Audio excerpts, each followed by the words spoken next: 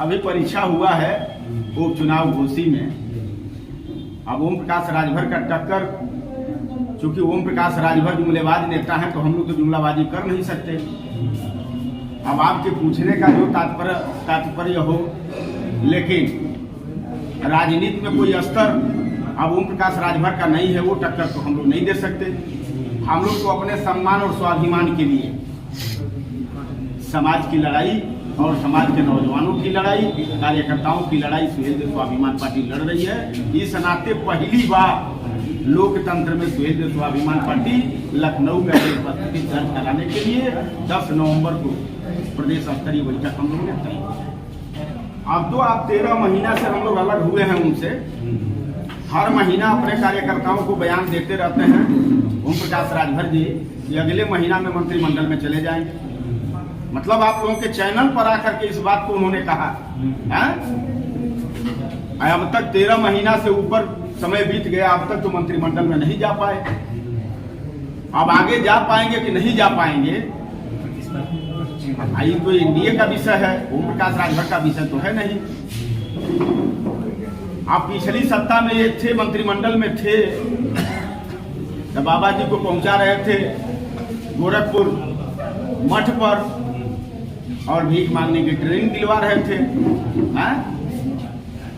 और यहाँ उपचुनाव की जब अधिसूचना जारी हुई थी तो वहां भी बयान दिए थे कि ओम प्रकाश राजभर बनाम समाजवादी पार्टी की लड़ाई है। और भारतीय जनता पार्टी 22 के चुनाव में अपना कैंडिडेट दिया था, जो 84,000 22 के चुनाव में वोट पाए थे। और पूरी उनकी लाव लश्कर, पूरी भाजपा की सेना भी लगी थी, और चुनाव में 81,000 पर आ गए।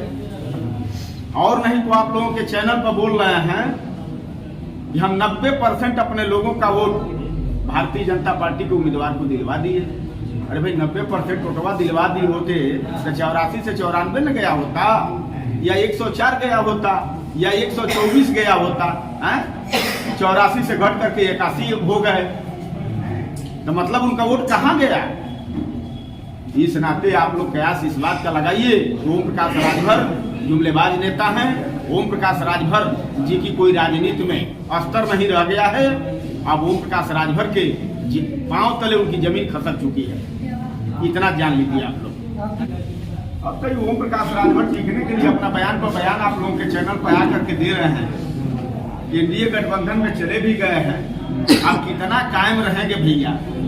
अब हमसे अधिक आप लोग जानते होंगे कि सुबह कहाँ, शाम को कहाँ, रात में कहाँ, दिन में कहाँ। अब उनका क्या हम बात आपसे करें?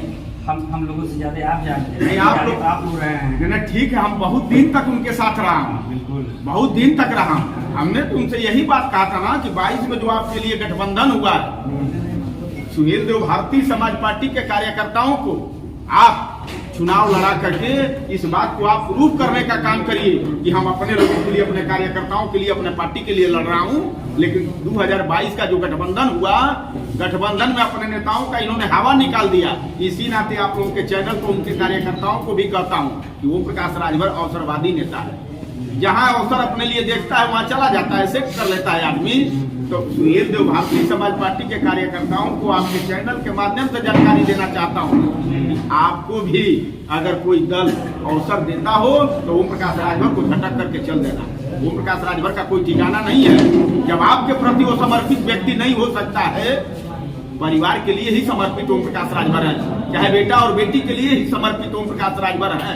जैसे आप लोगों जहां भी उनका कार्यक्रम होता है, हर कार्यक्रमों में यही बात बोला करते हैं, जय समाज के लोगों, अगर ये देश में हम आने पानी तो हम की बेटी बेटा के हिस्सा भी लेके चाहिए, यही बात ना कहा करते हैं।